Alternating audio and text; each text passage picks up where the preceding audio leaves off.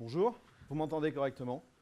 Parce que je ne sais pas si le micro marche ou pas. Bonjour à tous, Bon. pareil. C'est bon, allez. Eh ben, merci d'être ici. Donc, on se présente un petit peu. Je m'appelle Philippe Charrière, je suis Technical Account Manager chez GitLab. C'est-à-dire que je m'occupe des clients une fois qu'ils ont acheté une version Enterprise. Enfin, qu'ils ont acheté beaucoup de versions Enterprise, sinon je ne m'occupe pas d'eux. Si vous avez besoin de me joindre pour X raisons, vous pouvez me suivre sur Twitter, sur le handle Kigorg. C'est à peu près le seul endroit où je réponds en fait, parce que je lis pas mes mails. À toi? Et Mathieu, donc je suis directeur technique chez Soprasteria et je suis aussi en charge de la plateforme Inner Source qu'on a montée en interne. Donc, je suis un peu là pour partager l'expérience qu'on a pu avoir là-dessus et je fais partie aussi de l'orga de Volcamp qui est une conf technique à Clermont-Ferrand. Et petit disclaimer, il y a un CFP en cours, s'il y en a qui veulent s'essayer au speaker en Auvergne, venez nombreux. Et pareil, j'ai mon handler Yodamat03 parce que je viens de l'Allier. Et aller à Volcamp, c'est super sympa. Du coup, alors, normalement, c'est un talk sponsor, mais j'ai promis que j'essaierai de faire pas plus d'une minute 30 sur GitLab. Donc, je vous parle de GitLab très rapidement. Qui utilise GitLab déjà? Ouais, donc j'ai même pas besoin d'une minute 30. Donc GitLab, c'est une application qui est connue pour faire de la gestion de code source, que ce soit on-prem ou sur le cloud. Ça fait pas que ça, en fait. On essaye de faire des fonctionnalités liées à la CI, la sécurité, le déploiement, la gestion de projet, plein de choses. Donc, en fait, autour du noyau SCM, enfin gestion de code source, il y a plein d'activités qui se regroupent. Même les commerciaux chez nous utilisent GitLab, les RH aussi. C'est devenu, on fait du dogfooding, hein, c'est devenu notre outil principal. Donc, vous, combien de développeurs? Ouais, pas mal. Donc, la plupart du temps, j'imagine que dans la journée, ce que vous faites ressemble un petit peu à ça. Alors, d'ailleurs, il faudra que je mette à jour le slide parce qu'il n'y a plus de branche master, on dit main. J'ai fait une grosse erreur. Euh, donc, globalement, vous codez, vous poussez, ça va déclencher différents travaux en CI, en CD. Vous allez faire des revues, vous allez discuter avec vos équipes, vous allez discuter avec d'autres équipes. Et en fait, pareil, le noyau de tout ça, c'est la gestion de code source. Alors, je disais que je ne parlerai pas de GitLab. Nous, on le fait avec GitLab, bien sûr, mais ce principe-là de cycle de vie projet, vous pouvez le faire avec du GitHub, du Bitbucket, du Subversion, si vous n'avez pas eu de chance. C'est pas un problème. La logique reste la même. Subversion pour le merge, par contre, ça va être une souffrance. C'est ça. Donc, ça y est, moi, j'ai parlé de GitLab, j'ai fini. C'est bon, une minute. Mais gardez à l'esprit ça, parce qu'en fait, cette espèce de cycle de vie qui est en apparence très dev, très code, et puis aussi admin, ops, peut impliquer finalement l'ensemble des gens de votre entreprise, même s'ils ne sont pas forcément techniques. Donc sales, RH, marketing ou autre. Du coup, on y va. Alors, ce qu'on m'a expliqué un jour dans un summit chez GitLab, vous êtes obligé de vous inscrire dans les summits quand vous êtes chez GitLab à plein d'activités avec des gens qui parlent que en anglais, souvent des Américains, et vous ne comprenez pas tout. Mais j'en avais suivi un qui était intéressant. Il disait dans une bonne histoire, il y a des méchants, et à la fin de l'histoire, il y a les gentils qui vont combattre les méchants pour résoudre les problèmes. Donc j'essaye toujours de trouver le méchant de l'histoire et après le gentil de l'histoire pour régler tout ça. On a vu, alors je ne sais même plus comment s'appelle le gap, ça a tellement été utilisé comme expression, software is eating the world. Désolé pour l'accent. Mais de plus en plus de boutiques, enfin d'entreprises, font du logiciel finalement. Beaucoup d'entreprises ont arrêté même de s'adresser à des sociétés de services, désolé, et ont créé leurs propres équipes pour créer eux-mêmes les logiciels dont elles avaient besoin. Excusez-moi pour le bafouillement. Et puis après, elles feront à nouveau appel aux sociétés de services pour augmenter leurs équipes.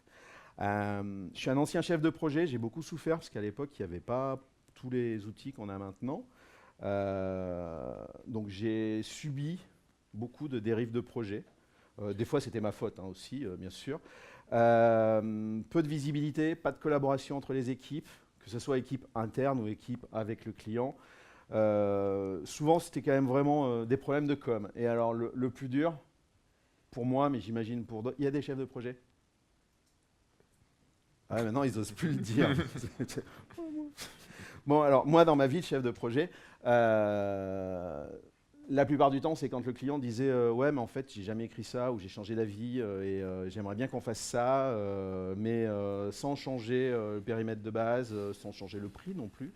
Et c'était vraiment pénible. Mais c'est toujours lié à un problème de com. Du coup, parce que la plupart du temps, quand même, c'est quand même le client qui a raison, coûte que coûte, hein, c'est lui qui paye. Donc il faut trouver une solution pour essayer de contenter tout le monde, d'arriver à produire correctement et proprement, voire même mieux qu'avant. Parce que moi, je me rappelle, j'ai fait des avant-ventes où j'annonçais qu'on avait une plateforme, une software factory, qu'on faisait du test unitaire de partout. Et souvent, en fait, on s'arrêtait au dev et on livrait direct. Justement, pour essayer au niveau de la dérive, pour essayer de la réduire. En fait, ça ne marche pas, hein. Sans test, ça ne marche pas. Donc, les gens ont commencé à observer ce qui se passait à l'extérieur, et notamment à regarder les projets open source. Ils se sont aperçus que finalement, il y a pas mal de projets open source qui marchaient. Et ils se disaient pourquoi ça marche et que chez nous, ça ne fonctionne pas. Donc, ils sont inspirés de modèles, on va dire, moi, ce que j'appelle vertueux, pour essayer de trouver des moyens pour mieux produire, mieux coder, mieux communiquer surtout.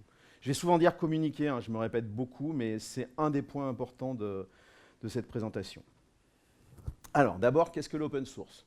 En un slide. N'hésite pas à me couper si je dis une grosse bêtise ou si tu n'es pas d'accord. On a listé quelques domaines importants quand on a préparé notre présentation. Il y a le suivi. En termes de suivi, c'est plus du... Alors c'est pareil, je n'aurais pas dû utiliser le terme contrôle, mais c'est l'outil que vous utilisez pour produire.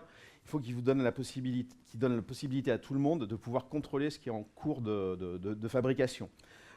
Et aussi participer à ce suivi ou à ce contrôle. Il y a quelqu'un qui peut dire oui, mais alors je ne comprends pas pourquoi ça ne fonctionne pas, et quelqu'un peut dire mais en fait ça ne fonctionne pas parce que vous avez oublié de...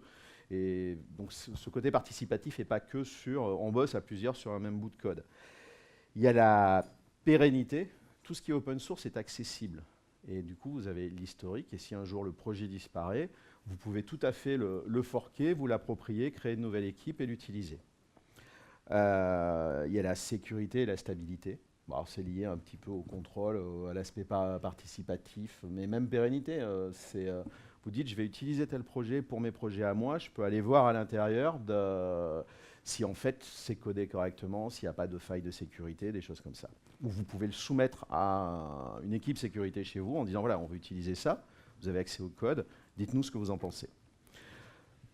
Un des points les plus importants de l'open source, c'est la communauté. Les projets open source vivent grâce ou aux communautés, tant sur la production de code, mais que sur donner des idées de fonctionnalités, aider à trouver des bugs, des vulnérabilités, aider à la documentation.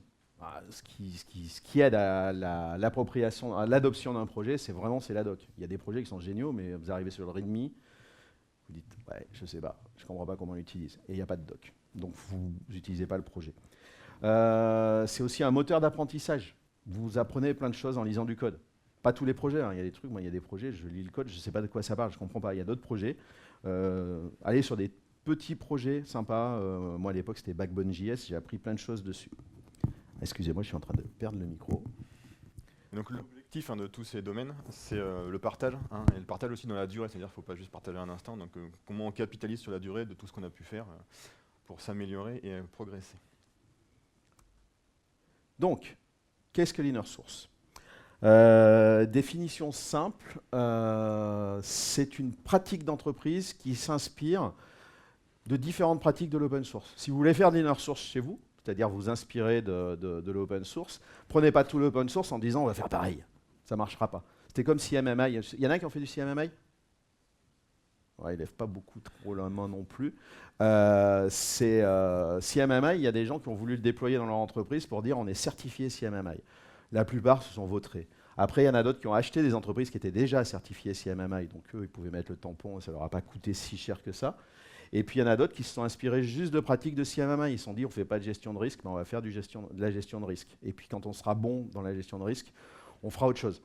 Et eux, ça a marché et ils ont commencé à produire des choses qui étaient plus sympas. L'inner source, c'est pareil. Vous trouvez des trucs intéressants dans l'open source et vous savez que vous savez les mettre en pratique, faites-le, commencez par ça. Après, vous savez qu'il y a des choses sur lesquelles vous n'êtes pas bon ou pas très bon. Si vous trouvez une pratique qui vous permet d'améliorer, bah, vous la mettez en place progressivement sur pas forcément un projet stratégique, commencez petit. Allez pas choisir votre projet prioritaire stratégique en disant allez, on déploie tout. J'ai été dans une boîte où on a fait ça en CMMI dessus, ça a été un carnage. Donc faut y aller tranquille. Et donc après, il y en a plein qui vont dire mais pourquoi pas faire de l'open source directement? Oui mais non, pour plusieurs raisons. Déjà, une première raison, c'est que typiquement dans les boîtes de services, mais pas que, tout n'est pas open source. On travaille pour des clients quand même, donc si je fais des librairies pour un de mes clients et qu'elles se trouvent en open source, je suis pas sûr qu'il soit hyper content. Pour autant, j'ai plein de projets pour un même client. Potentiellement, il a son identity provider préféré qu'il a fait maison, qui correspond à aucun protocole qui va bien. Ça serait bien que si un projet a fait la petite librairie qui va bien pour pouvoir faire l'autant sur son appli, qu'elle le partage avec d'autres, sans pour autant qu'on le diffuse partout. Deuxième autre raison pour ne pas faire de l'inner source tout de suite, c'est que faire de l'open source, sur le principe, c'est simple. En tant qu'individu, je vais sur ma plateforme préférée, je fais un repo public, je mets mon code, je balance, c'est accessible, bon, j'ai des stars ou pas, et au pire, ça n'implique que moi. Le problème de quand on fait de l'open source à l'échelle d'une entreprise, c'est l'image de l'entreprise qui va potentiellement en pâtir. Et faire de l'open source, du bon open source, c'est pas si simple que ça, il y a plein de choses à prendre en compte. Et l'inner source est une étape pour apprendre un peu tout ça, les contribution guides, les software license agreements, enfin tout plein de choses qu'il faut mettre en place quand on veut faire du vrai open source de qualité. Avant, c'est bien de le faire un peu en interne, de se tester avant de s'ouvrir au monde. Donc l'inner source, c'est quand même une bonne étape pour un peu aller après sur l'open source. L'open source doit rester quand même un fil conducteur, on aspire tous à en faire, sauf sur certaines pratiques. Mais en tout cas, voilà, c'est une étape quand même qui peut être vertueuse pour pas mal de choses. Est-ce que vous savez qui a inventé l'inner source? On a bien fait de pas faire de cadeau. Ouais, c'est ça. On avait prévu de faire un cadeau, mais j'ai oublié le cadeau. Donc, mais il y a il y a moins de... Personne n'a une idée. Il est connu quand même. Bon, mais c'est pas grave. Non, parce qu'en général, les gens disent ouais, c'est GitHub qui a inventé l'inner source. Ah non, c'est pas vrai. Mais ils y contribuent énormément, par contre. Hein. C'est Tim O'Reilly. Vous lisez des bouquins de chez O'Reilly? Ouais. En fait, c'était. Alors, je suis pas arrivé à retrouver le mail, hein, mais il y avait une discussion sur un forum avec quelqu'un, et en fait, c'est là où le terme inner source est apparu, où il expliquait que, en fait, appliquer ce qu'on fait en open source en entreprise pourrait être franchement une bonne idée. À moi, je te laisse la main. Ah oui, si tu veux parler à ma place. Donc non, l'idée c'est que, voilà, comme je vous disais, à Sopra on a monté le programme Inner Source depuis à peu près 4 ans. Donc moi je m'occupe de la plateforme là, depuis 2 ans maintenant. Donc c'est une plateforme qu'on a basée principalement sur GitLab et OpenShift depuis 2019. Maintenant c'est une plateforme où on a à peu près 10 000 utilisateurs, plus de 2000 projets. En complément de ça, on a ouvert une marketplace. Promis, je vous ferai une démo tout à l'heure pour combler certains manques justement qu'on pouvait avoir sur la partie GitLab. On a déjà 200 composants, 110 contributeurs. Pareil, je vous ferai le petit Rex. L'idée, c'est que le Rex Sopra vous serve tout au long de la présentation pour comprendre un peu les différentes étapes et ce qu'il y a à prendre en compte. Voilà, on n'est pas encore au gras de l'inner source, mais on progresse. Donc, on fait pas mal de choses autour de tout ça. Donc, alors des bonnes pratiques inner source, il y en a plein. On est suffisamment pipelette comme ça, donc on a décidé de parler de 3 bonnes pratiques, on va dire. Il y en a une, c'est vraiment s'inspirer des processus. Réinventez pas la roue, c'est pas la peine, il y a des choses qui marchent, donc réutilisez-les, adaptez-les par contre, telles quelles. On s'aperçoit quand même que sur les projets il y a des projets open source qui sont utilisés dans l'industrie, dans des grosses boutiques, et ces projets ont très nombreux contributeurs qui viennent en plus d'endroits différents. Il y en a qui font ça sur leur temps perso, la plupart. Et pourtant, les livraisons sont réussies, la qualité est au rendez-vous. Donc c'est là où les gens commençaient à se dire, il faudrait peut-être qu'on bosse autrement, en fait. Donc c'est vraiment, vraiment important.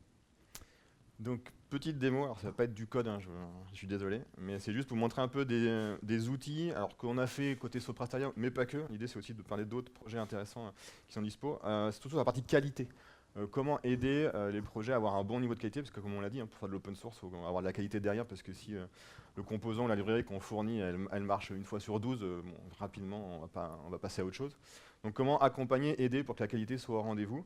Il y a pas mal de choses qui sont possibles. Côté Sopra Steria, nous on a fait tout un ensemble de jobs côté GitLab, où juste en incluant un fichier par défaut, on a un pipeline qui construit directement pas mal de choses.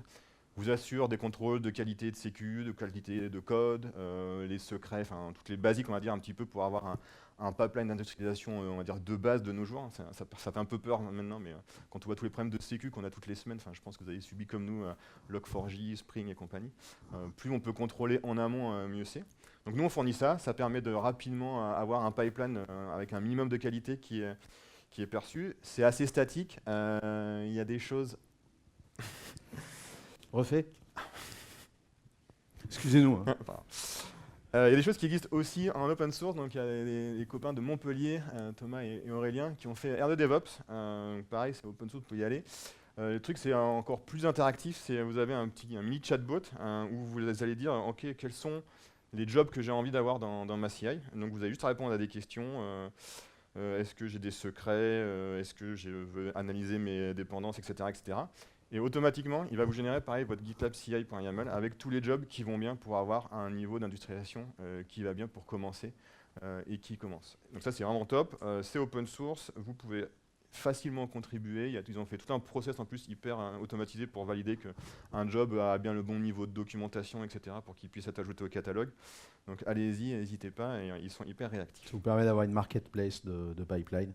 Et j'ai oublié l'URL, mais Orange a quelque chose d'équivalent qui est accessible. Voilà. Donc, alors excusez-moi de ne pas avoir fait de slide dessus, ça vient de me revenir à l'esprit en plein, mais au moins on en aura parlé. Voilà, donc vous pouvez faire des choses en interne si vous avez des process, des outils particuliers que vous voulez promouvoir, ou aussi vous utilisez des choses qui existent en externe. C'était la première démo, sans effet démo. Merci. Donc, s'inspirer des processus, on en a parlé. Donc, très important dans l'inner source. C'est pas que technique, en fait, l'inner source. Il y a les mentalités des gens dans l'inner source. L'inner source, c'est un modèle collaboratif, comme l'open source. Ça veut dire qu'il va falloir un petit peu tordre la mentalité des gens, votre propre mentalité, la mienne, pour bosser autrement, en fait. C'est plus des équipes à part et qui communiquent plus entre elles.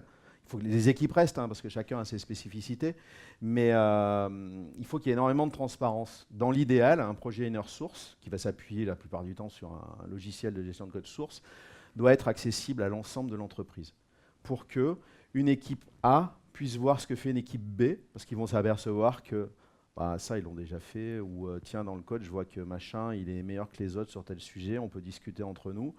Ça évite de réinventer la roue. Si vous avez un problème aussi, vous pouvez trouver plus facilement, on va dire, un spécialiste du domaine qui va vous filer un coup de main. Des fois, en 5 minutes, vous pouvez régler un problème. Je me rappelle d'une histoire, il y a très longtemps, je bossais en société de service, c'était pas Soprasteria. Et je manageais un centre de service pour un gros compte client. Et tous les débuts de semaine, je faisais le tour des popotes pour aller voir tous les chefs de projet en leur demandant ce qui va pas, comment ça a évolué. Et il y avait 2 projets, mais qui étaient connexes, en fait, qui utilisaient les mêmes outils et qui étaient déployés chez le client. Et je leur dis, bon, la semaine dernière, vous aviez tel problème, est-ce que tu es arrivé, Raphaël, à le résoudre? Et il me fait, oui, pas de problème. Donc je fais, Thibaut, du coup, c'est résolu aussi? Il m'a dit non, parce que Raphaël m'a jamais dit qu'il avait trouvé la solution. Donc voilà, et déjà c'est dégueulasse. Bon, le Raphaël en question s'est pris une brassée. Je n'ai pas été très sympa avec lui, j'avoue. Mais du coup, l'aspect transparence, c'est super important. Alors dans certains cas, quand vous allez faire des trucs secret défense, ok, l'ouvrez pas, c'est tout à fait compréhensible. Mais pour que ça marche, il faut vraiment communiquer. Et du coup, vous allez gagner en efficacité, réactivité. Réactivité, c'est vous avez un gros problème, vous allez pouvoir facilement dire please help. Quoi. Et normalement, vous trouvez du monde. Ou en tout cas, des gens qui disent je suis de tout cœur avec toi. Donc, l'ouverture. J'ai pris un peu d'avance en fait sur ce slide-là, mais ça, c'est ma spécialité. Si possible, projet public. Alors, quand on dit projet public, ce n'est pas public pour l'extérieur. C'est dans le cadre de votre entreprise. Mettez des projets publics. De toute façon, vous avez un outil de gestion de code. Si vous n'appartenez pas au groupe ou au projet, vous pourrez forker à la limite, rajouter des commentaires, mais vous n'allez pas. Personne ne va pouvoir modifier le code. Donc il ne faut pas que les gens soient effrayés en disant ouais, si je mets mon projet public, tout le monde va me le péter. Non, c'est géré. Mais au moins, vous allez pouvoir, rien que le fait de mettre public va aider les autres équipes ou va vous aider vous, parce que les autres équipes vont venir vous aider.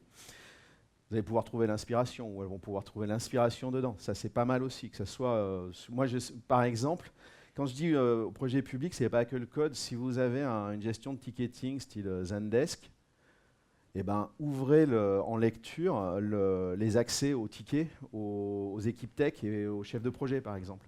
Moi, je vois chez nous, quand il y a des bugs, certains clients me remontent en disant je comprends pas et tout ça. Et puis c'est marrant, j'ai toujours des clients qui me remontent des bugs que personne a en général. Vous avez beau chercher dans les issues, dans la doc, vous trouvez rien. Un de mes réflexes maintenant, en fait, c'est d'aller dans l'outil de ticketing et de faire une recherche historique. Et la plupart du temps, je tombe sur un gars qui a eu ça 5 ans avant et qu'un gars du support avait trouvé la solution, et ça aide à avancer. Donc ce côté ouvert est vraiment super important. Ça a plein d'autres importances, hein, je pourrais passer la journée à en parler. Donc c'est pour ça qu'il faut vraiment ouvrir la possibilité de contribuer à tout le monde, mais pas que pour du code. Nous, on a par exemple, un jour, on a changé de stratégie pricing. J'avais accès au projet où c'était décrit. J'ai publié un message en disant « Je pense que ce n'est pas une bonne idée, je vais me retrouver avec une partie de mes clients qui vont me mettre une brassée et ça va être super dur. » Alors, je l'ai tourné autrement et en anglais. Mais du coup, les commerciaux se sont réveillés et ont rajouté à noter en expliquant que en fait, j'avais raison et que finalement, il ne fallait pas faire comme ça, il fallait faire comme ça. Et ça a remis en question la stratégie de pricing pour 1 an. Après, ils ont décidé de faire autrement, différemment et tout ça. Mais ma contribution en tant que petit tech de la bande a fait que quand même, j'ai eu un impact sur la stratégie de pricing. Et ça peut être important, donc un impact sur l'ensemble de la société. Donc la contribution, il faut bien la penser, comme a dit Philippe, pour tous. Alors comment on fait? Il faut essayer d'aider au maximum. C'est-à-dire que si quelqu'un, par exemple, trouve un bug ou a une idée de fonctionnalité sur une delivery qu'il veut réutiliser, mais qu'il n'a pas les compétences techniques, pas le temps, etc., il faut quand même l'aider. Donc le truc tout bête, déjà, c'est à minima, c'est à faire des templates quand on d'issue. C'est-à-dire que si quelqu'un veut remonter une info, un souci sur un des composants, accompagnez-le pour qu'il sache un peu quelles sont les informations qui vont être pertinentes pour vous, pour pouvoir corriger, prendre en compte, etc. Et puis que lui, en plus, il puisse savoir un peu le suivi de est-ce que vous avez pris en compte, est-ce que c'est en train d'être résolu ou pas, est-ce que vous avez prévu de le livrer, etc. Donc ça, c'est à minima ça pour que tech et non-tech puissent contribuer à l'amélioration des composants.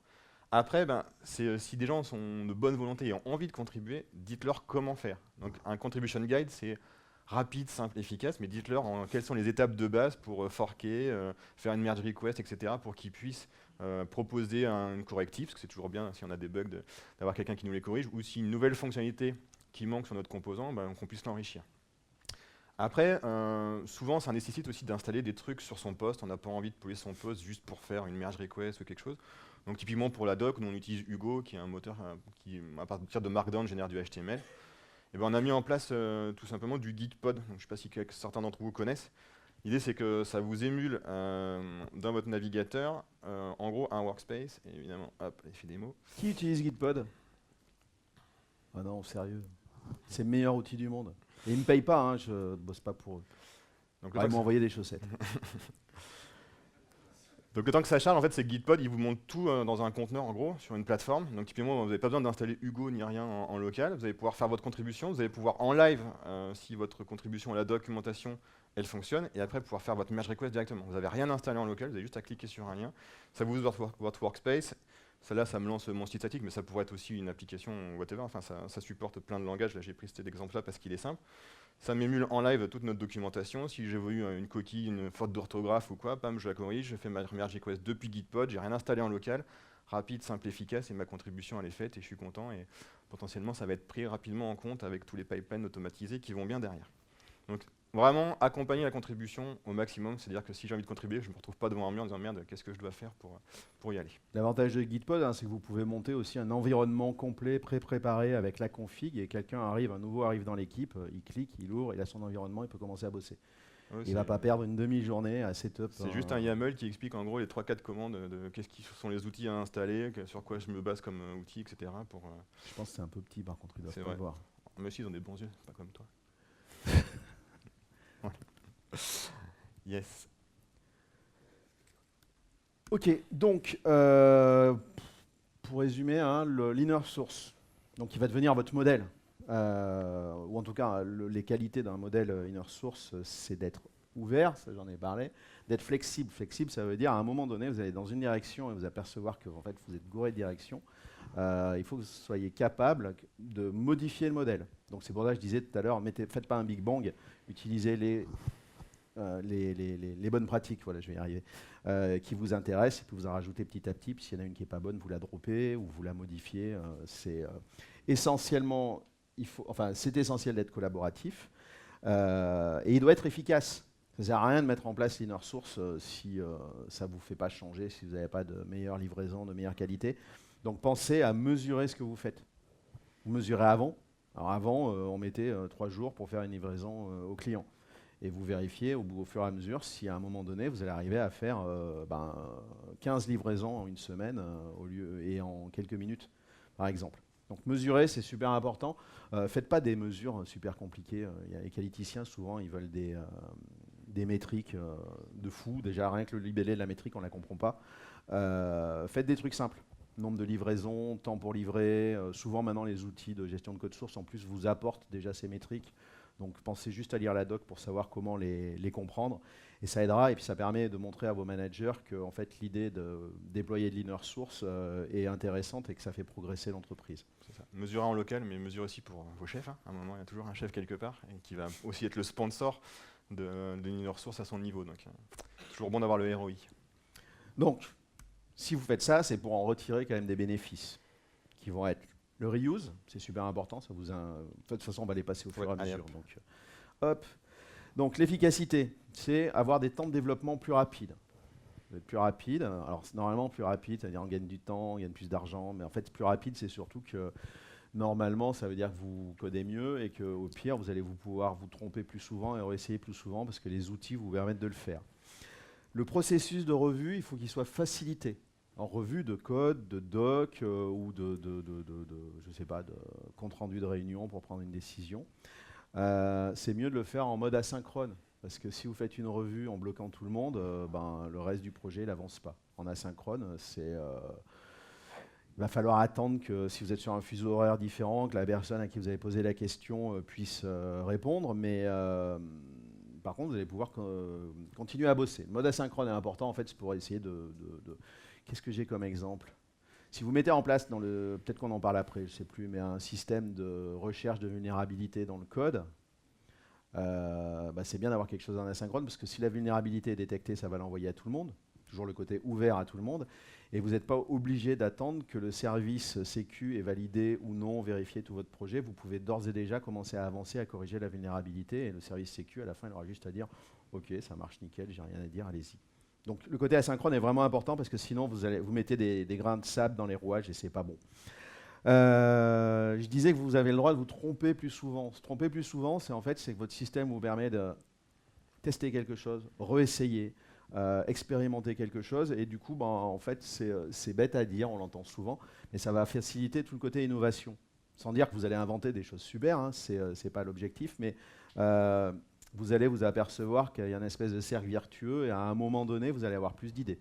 Et vous allez, parce que vous allez avoir plus de temps pour tester des choses. Parce que vous savez que si le truc ne marche pas, vous pouvez tout relancer et ça passe après. Donc là, pareil, surtout pour faire un focus sur la partie outillage, automatisation, c'est aussi essayer d'accompagner quand les gens veulent se lancer, ils ont une idée intéressante. Vous n'avez pas envie qu'ils passent 3 jours à monter leur projet, leur chaîne de machin et tout pour pouvoir commencer à vraiment développer l'idée de génie qu'ils ont eue. Donc pareil, là c'est pour faire un petit rec d'un outil qu'on a fait chez Soprastar. C'est pas tant l'outil, hein, c'est plus dire qu'est-ce qu'on apporte avec ça. C'est un outil tout bête qui, en gros, vous génère votre projet GitLab à partir de template GitLab, vous génère votre GitLab CI, vous instanciez vos CI/CD services, donc typiquement si vous avez besoin d'un Sonar, d'un Nexus ou whatever outil de DevOps qui vous va bien, ça va vous l'instancier aussi, ça va tout vous configurer pour que quand votre pipeline va se lancer, ça publie bien dans le bon Sonar, enfin tout ce qui est super galère à faire quand on commence un projet, à chaque fois récupérer le token, machin. Donc en gros, vous remplissez ça, il y en a pour 5 minutes, après en gros en 10 minutes, nous on génère tout, et en gros en un quart d'heure, vous avez un projet avec un minimum d'industrialisation qui est prêt, et vous pouvez commencer vraiment à développer votre idée. Et vous n'avez pas à perdre du temps, entre guillemets, sur qu'est-ce qu'il faut que je mette en place en termes de contrôle, etc. Nous, on vous l'apporte. Maintenant, apportez-nous votre valeur avec l'idée que vous avez de librairie de composants qui pourraient être potentiellement inner sourcés. Donc l'idée, c'est vraiment accompagner, outiller un maximum pour être le plus efficace possible pour que vous puissiez concentrer votre temps sur l'innovation et pas sur des tâches, on va dire un peu classiques de projet.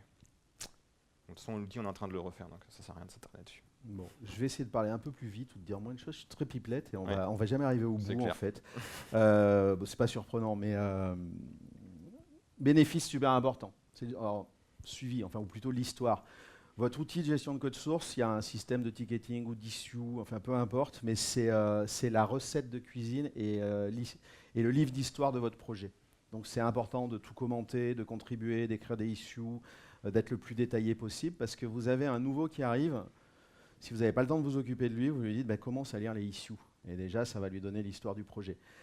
Si vous partez en vacances, avant, moi quand je partais en vacances, les gens ils s'échangeaient tous leurs problèmes par mail. Et au bout d'un moment, ils oubliaient de me mettre dans le mail. Et j'arrivais au boulot, il y avait plein de décisions qui avaient été prises, et je disais, mais quel est le couillon qui a eu une idée pareille? Parce que j'avais pas l'histoire, j'étais pas dans les mails. Là, vous avez l'histoire dans une merge request ou une pull request, vous savez pourquoi ça a été décidé de faire telle ou telle chose. Donc avant de vous énerver et d'aller engueuler tout le monde en retour de vacances, vous allez pouvoir vérifier ce qui s'est passé et retrouver pourquoi la décision a été prise. Donc c'est super important. La réutilisation, bon, on ne va pas y passer trop de temps, mais ça évite le gaspillage. Donc n'hésitez pas à faire du reuse quand c'est qualifié comme quoi ça marche. J'imagine que c'est ce dont tu parles après. En Exactement. Plus. Ouais, putain, je suis trop fort. Donc je vous en parlais en début. Pareil, côté Sprastan, on a monté ce qu'on appelle la marketplace. Donc c'est tout bêtement une IHM, je vous ferai la démo juste après, qui se plug sur les API GitLab. C'est juste que ça couvre des petits manques qu'on avait côté GitLab pour si je cherche quelque chose dans GitLab. Si je sais exactement ce que je veux, ça va, mais si je ne sais pas trop ce que je veux, il n'y avait pas encore tous les mécanismes, même si ça s'améliore avec pas mal de choses autour des tags et tout ça. Mais c'était pas un truc hyper sympa pour un typiquement un non-développeur d'aller chercher dans GitLab le bout de composant qui, qui va bien. Donc on a fait cette marketplace qui permet de rechercher des composants, d'évaluer aussi les composants, et puis de promouvoir un petit peu, de partager à la communauté. Donc pour entrer dans le concret, pour montrer que ça existe pour de vrai, la marketplace elle est là. Donc voilà, c'est une IHM qui se plug sur les API. On peut rechercher, typiquement on est au dev, on va chercher des trucs autour de Java.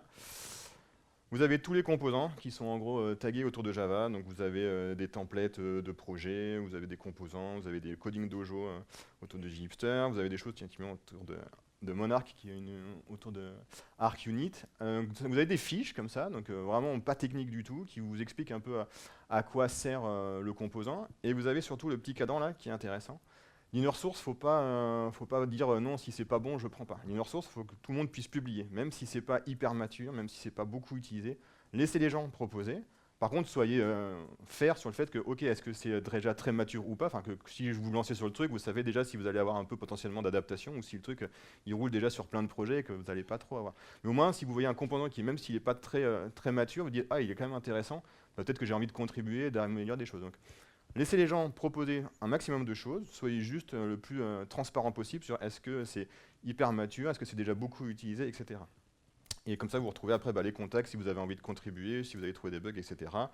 Des liens sur le README, etc. de tout ça. Donc la marketplace, elle sert à ça. L'idée, c'était aussi d'amener un peu de gamification. On verra que c'est un truc hyper important pour l'inner sourcing. Si vous motivez un peu les gens avec c'est qui le top contributeur, c'est qui le composant le plus utilisé, il y a un petit challenge un peu sympa qui va se créer. Et donc du coup, vous allez pouvoir un peu faire de l'émulation. Donc là, nous, on va retrouver quels sont nos composants qui sont les plus réutilisés, qui est le collab qui a fait le composant le plus adapté, quel est le collab qui a le plus réutilisé aussi. C'est intéressant, on verra dans les étapes de l'inner sourcing, le reuse est quelque chose d'hyper important, donc qui a le réflexe d'aller de plus en plus réutiliser des choses. Voilà, vous pouvez suivre évidemment toutes les contributions que vous avez poussées pour voir un petit peu si c'est réutilisable, etc. C'est un autre moyen aussi de vérifier l'efficacité de votre modèle. Un truc tout bête, que nous on a raté sur la première version qu'on est en train de refaire, c'est qu'il faut que ça soit facile de proposer un composant. Nous, on a fait un truc un peu trop alambiqué avec des métadatas dans un README. C'était pas hyper fluide pour les gens qui voulaient. Il faut que ça soit le plus simple possible, donc ça prenne 2 minutes. Ok, j'ai ce composant, voilà le repo Git qui va bien et une petite description. Mais il ne faut pas que ça soit hyper compliqué, sinon les gens, au bout de 3 minutes, ils font bon, c'est bon, j'ai pas envie de perdre mon temps à ça, je le partage pas. Donc, pensez vraiment à cette partie, comment je propose mon composant, pour que ce soit le plus simple, efficace possible, pour que les gens ils aient envie d'y aller, pour qu'ils se disent bon, ok, ça coûte rien de le faire, je le propose et puis je verrai si ça a de l'adoption ou pas.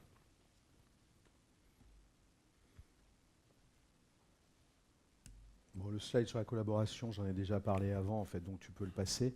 Quelque chose de très important dans les bénéfices, c'est la satisfaction en fait, des gens qui travaillent en équipe.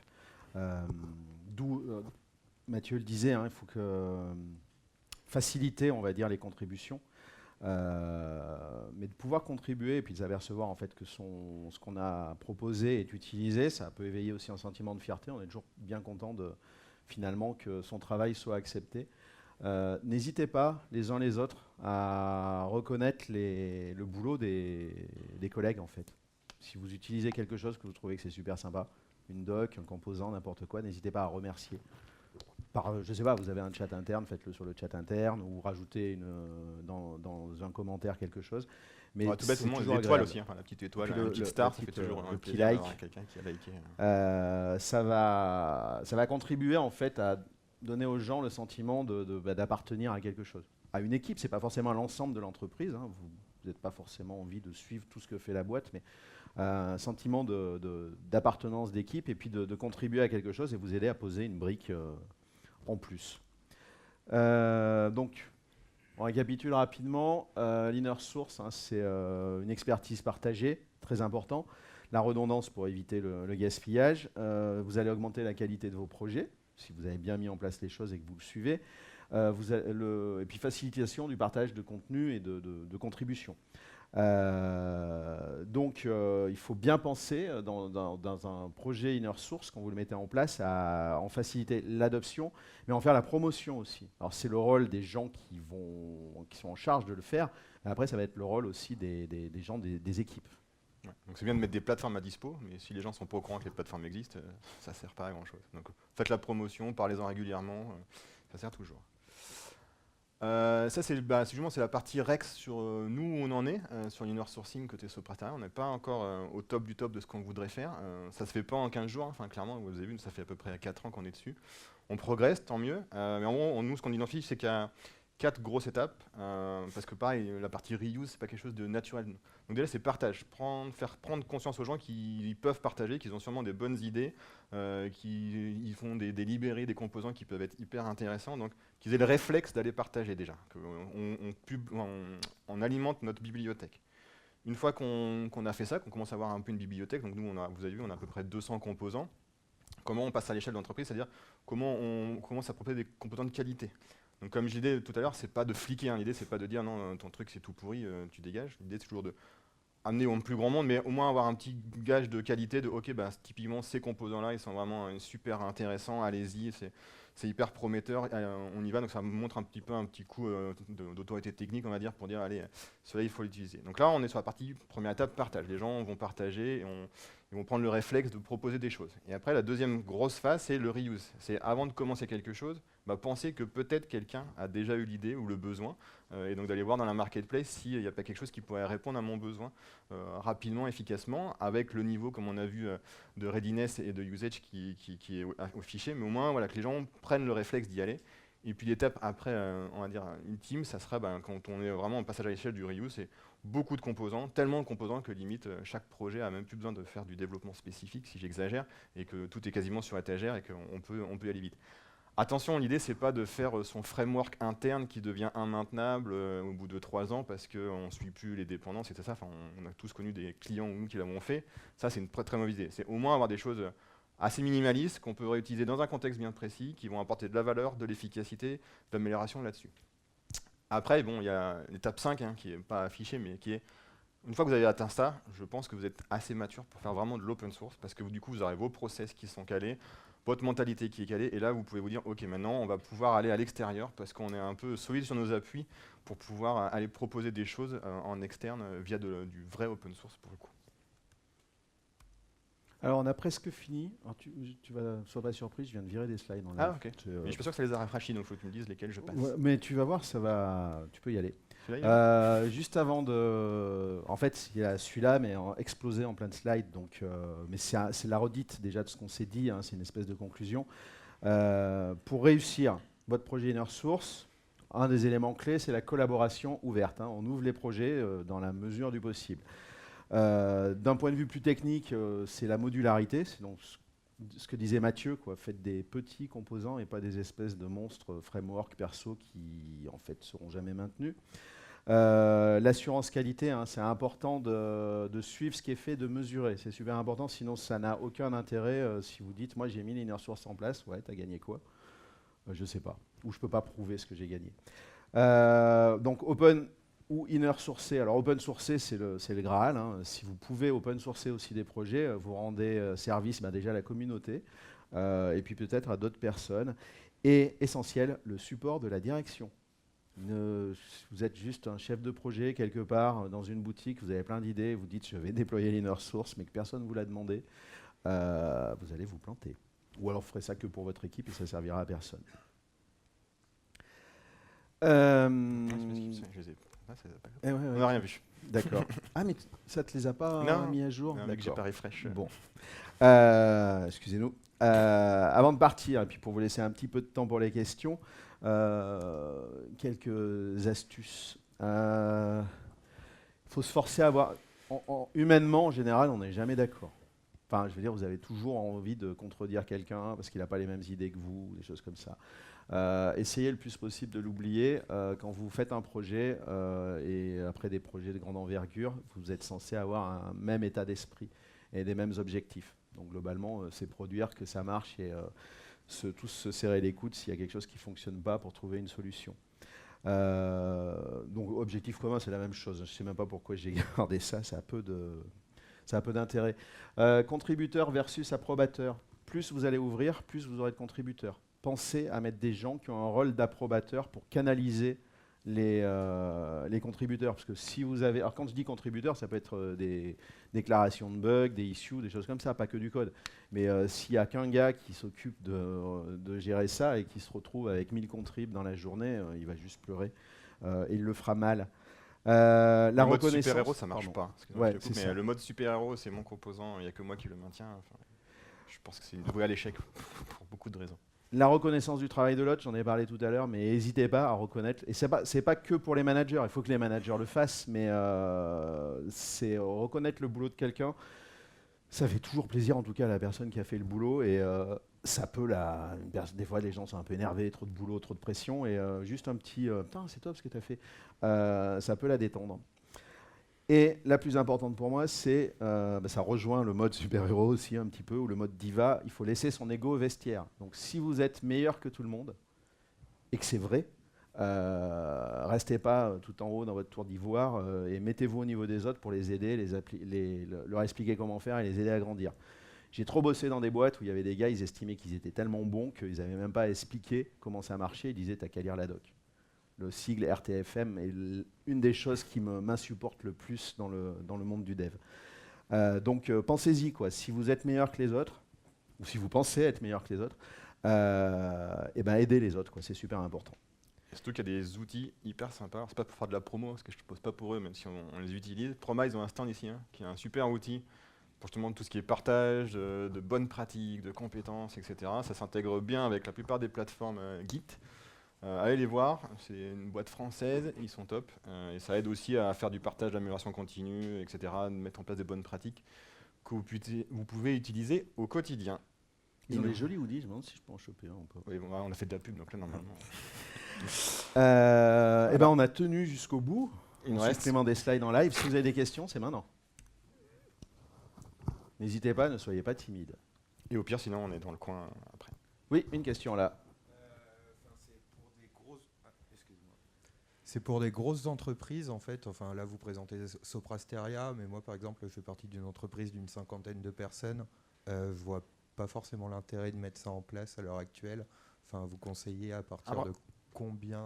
Alors, il n'y a pas de taille, je pense. Après, c'est juste qu'est-ce que tu mets en place? J'ai un exemple. Pas tout en mettre en place, quoi. Oui, non, mais voilà, c'était parce que là, je voyais 200 000 contributeurs. Je pense qu'en fait, il n'y a pas de... Alors déjà, il faut avoir l'envie, mais il n'y a pas de taille limite.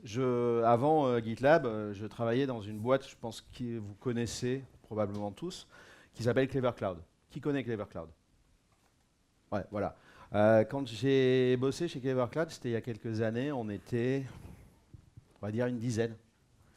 Et dès le départ, quand je suis arrivé, pourtant, ce n'était pas mon rôle, j'avais la casquette de directeur commercial. Alors ça, pour ceux qui me connaissent, ça peut faire rire, mais j'ai essayé le métier de commercial. Je n'ai pas aimé. Quand je suis arrivé chez Clever, on a mis en place ce système d'inner source d'un commun accord avec Quentin et le reste de l'équipe.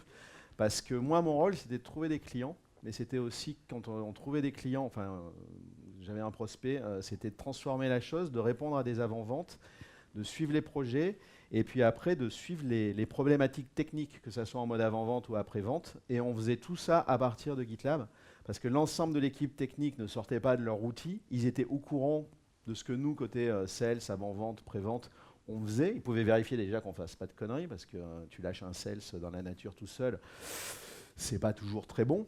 Alors moi, j'ai un passé et un futur technique, donc c'était un cas un peu particulier. Mais du coup, ça a évité plein de, comment on dit, d'incompréhension sur pas mal de choses. Et puis ça nous permettait aussi de voter. Il y a des fois, on a dit, Quentin nous disait, alors c'est normal, c'est patron de la boîte, il disait, mais non, si, on répond.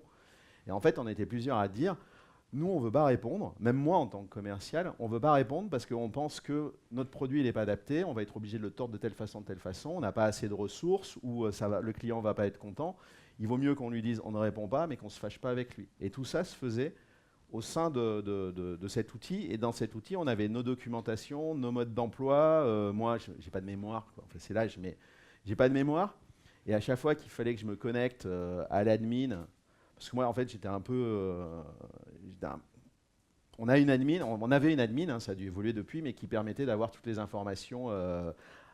de croiser les informations techniques et les informations commerciales. C'était en plus du CRM, hein, ça. On tapait directement dans la base de données, et en fait, moi, j'avais besoin d'aller directement dans l'APG et taper mes requêtes SQL à la main. Comme tout bon commercial, c'est le faire. Mais je ne me rappelais jamais comment me connecter correctement au système. Mais c'était documenté, et j'allais dans la documentation, et du coup, je n'allais pas emmerder les gars qui étaient en train de bosser, faire du vrai boulot, à leur dire ah ouais, comment on fait déjà pour se connecter. Donc, et on n'était que 10. Et ils continuent encore. Hein. Tu peux aller au stand Clever, tu leur demandes. Ça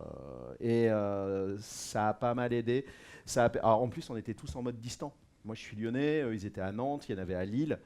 Et ça permet aussi de lisser certaines frictions. Il y avait sur certains sujets, tu t'arrives à être beaucoup plus diplomate dans une issue que dans une visio. Ça clignote faut que je me rouge. taise, c'est ça. Faut vraiment, quoi. Ouais, mais j'avais dit, il faut mettre une sirène. Bon, en tout cas, on est soit sur le stand GitLab, soit dans les couloirs, donc n'hésitez pas. Merci à vous. Merci.